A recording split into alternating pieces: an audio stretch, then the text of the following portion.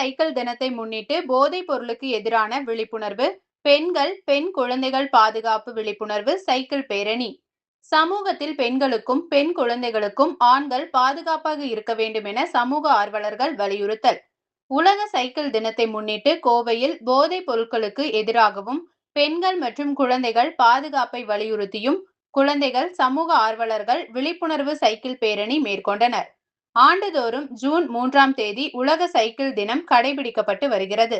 இந்த சைக்கிள் தினத்தை முன்னிட்டு கோவையில் சமூக ஆர்வலர்கள், சிறார்கள் மற்றும் பெண்கள் கலந்து கொண்ட விழிப்புணர்வு சைக்கிள் பேரணி நடைபெற்றது. தமிழ்நாட்டில் போதைப் பொருள் கலாச்சாரத்தை ஒழிக்க வேண்டியும், பெண்கள் மற்றும் பெண் குழந்தைகள் பாதுகாப்பை வலியுறுத்தியும் நடைபெற்ற இந்த சைக்கிள் பேரணியை துணை ஆட்சியர் ஹரிப்பிரியா, காவல் துணை கண்காணிப்பாளர் காயத்ரி ஆகியோர் கொடியசைத்து துவக்கி வைத்து சைக்கிள் பேரணியிலும் கலந்து கொண்டனர்.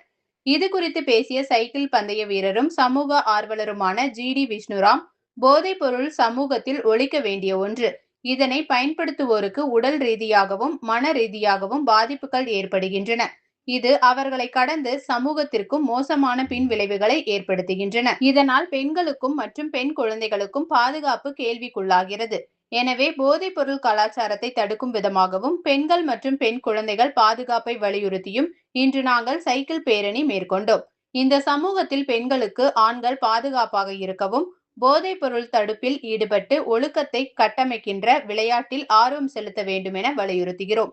கோவை நவ இந்தியா பகுதியில் தொடங்கிய எங்கள் சைக்கிள் பேரணி கருமத்தாம்பட்டி வரை சென்று மீண்டும் இதே பகுதியில் நிறைவடைந்தது.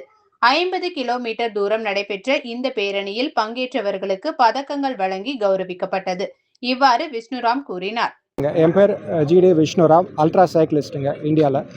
இன்றைக்கி நாங்கள் பண்ண ஈவெண்ட் பார்த்திங்கன்னா வேர்ல்டு சைக்கிளிங் டே ஜூன் 3 வருதுங்க. இன்றைக்கி சண்டே இருக்கனால எல்லாருமே கூட்டமாக இருக்குன்னு சொல்லி பண்ணாங்க. இது பண்ண மெயினான காஸ் வந்து பார்த்திங்கன்னா ஆன்டி ட்ரக் அவேர்னஸ். இன்றைக்கி ட்ரக் கல்ச்சர் தமிழ்நாட்டிலையும் சரி, இந்தியாவிலும் சரி ரொம்ப மோசமாக இருக்குது.